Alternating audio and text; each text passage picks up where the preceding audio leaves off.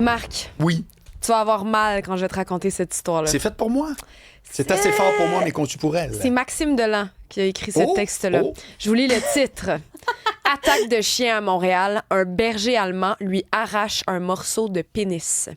Alors, c'est un Sûr homme... qu'il y a un petit malaise. Un petit malaise. Hey, c'est un euphémisme, Marc. Oui. Un homme de 41 ans a subi d'horribles blessures parce qu'il y a un chien, un berger allemand, qui l'a attaqué en pleine rue. Ça s'est passé cet après-midi dans le quartier Hochelaga, Maisonneuve. Donc, le chien lui a carrément arraché un morceau de pénis, comme je vous l'ai dit.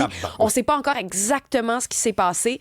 Il y a des témoins autour qui ont raconté à Maxime Delan que lorsqu'ils ont vu l'homme par terre, le berger allemand était en train de le mordre. Il y avait vraiment sa gueule sur les parties génitales. L'homme criait, avait mal. Et là, selon les informations, mais comme je vous l'ai dit, il y a eu une partie qui a été arrachée carrément. C'était près du, dans le fond, dans le bas de son ventre, au scrotum également. Et là, l'homme a perdu une grosse quantité de sang. Il a été transporté à l'hôpital. Pour l'instant, on dit que sa vie n'est pas menacée. Mais quelle histoire, là. Le chien, donc, qui était responsable de l'attaque, au moment d'écrire l'histoire, le chien s'était enfui. Donc, on ne l'avait pas retrouvé. Même chose pour le maître. On ne sait pas il est où. C'est là qu'on en est présentement. Mais, commence mal une fin de semaine. Oui. Aussi, c'est le moins qu'on puisse dire. Heureusement, comme je vous le disais, pour sa vie n'est pas en danger. Sinon, on apprend qu'à Montréal, à Longueuil, il va y avoir plus d'escouades mixtes qui vont être déployées. Ça, c'est au niveau des policiers. Ça, ce que ça veut dire, une escouade mixte, ce sont des gens, des policiers qui viennent intervenir auprès des gens dans la rue. Presque des policiers, comme on pourrait dire, du type communautaire, parfois. Donc, de proximité. De proximité, en effet. C'est Québec qui a annoncé qu'elle allait doubler le financement de certaines des patrouilles mixtes. Donc, ça, c'est composé de policiers et d'intervenants en santé, en services sociaux qui viennent aider les gens. Donc, à Montréal, ce sont 4 personnes qui vont être ajoutées aux équipes, 3 à Longueuil. C'est Lionel Carman qui a annoncé ça un peu plus tôt aujourd'hui. Donc, on a parlé à abondance, à outrance. Non, pas à outrance parce que c'est important d'en parler, mais la maison Benoît Labre qui avait fait grand bruit, notamment parce moi, qu'elle je connais se ça, trouvait... je passe en vélo à chaque fois que je fais ma ride. Oui, bien, tu sais que c'était près d'une école primaire. Oui. Donc là, on avait remis en question la notion de cohabitation. Il y a eu beaucoup de débordements dans ce secteur-là. Et donc là, des polices de proximité vont être déployées pour finalement être capables de gérer ce site-là de consommation supervisée. Même chose à Longueuil aussi. D'ailleurs, le responsable, le directeur du service de police de l'agglomération de Longueuil, a dit qu'en 2025, 61% des demandes reçues par le SPAL n'étaient pas de nature criminelle, mais plutôt de nature sociale. C'est ce qui explique pourquoi le financement de ce genre de police-là est très important. Donc voilà, on va retrouver ça un peu partout à travers le Québec, mais notamment à Montréal et à Longueuil. OK.